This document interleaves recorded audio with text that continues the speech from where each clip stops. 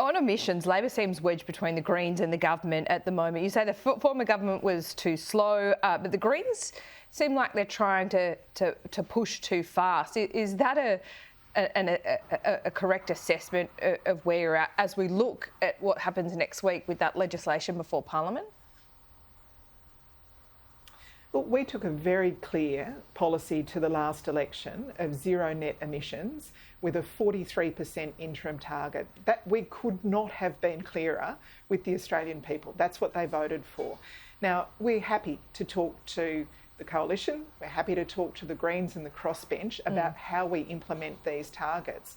But we could not have been clearer about what the targets are. And it will be really up to the Greens and the crossbench in particular to recognise that that's our promise. We want to deliver on our promise, and I hope understand that the last time the Greens voted with the Liberals against Labor's carbon pollution reduction, we saw years of inaction and continued increase in carbon pollution. They've got a decision to make. Do they want progress or do they want to be in the way of progress again?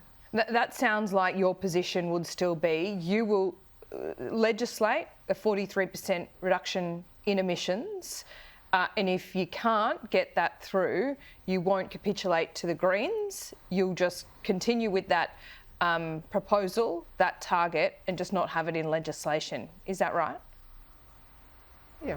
Look, I'm not going to talk about where negotiations are going at the moment. We're still Are they very going well, hopeful Minister? That the Green... Well, I mean, you'll have to ask Chris Bowen. He's our lead negotiator. I'm not going to comment on that. But I am very hopeful that we come up with a legislated target. I think that gives the sense of certainty that business wants for the investments that they want to make. You know, we've got businesses queuing up to invest in big solar, big wind, big hydro projects, big storage projects. We want that investment. We want the investment in our electricity network upgrades. We want that investment to get us to net zero. I really hope that all members of Parliament understand that this is important for the business community and it's important to bring down domestic and business power bills. That's what we want to do, bring down pollution, bring down power prices.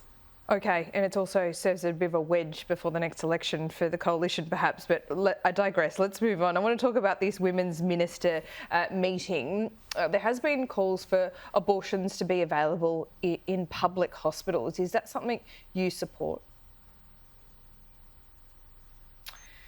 Well, all of my political life, I have argued for better reproductive health for Australian women, and that starts with better sex education, consent education in our schools, faster, cheaper access to contraception, better support for IVF, maternity services, and of course it involves more consistent access to safe and affordable abortion. When I was the Health Minister, I put AU 486 on the pharmaceutical benefits schedule, and I would like to see continued access to surgical terminations.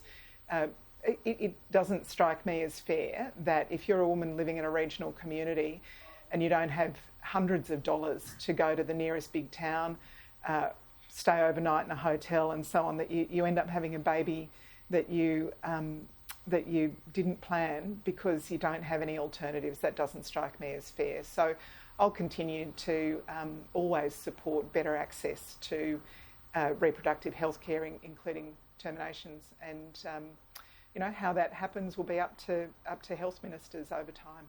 Tanya Plibersek, thank you for your time. Oh, thank you.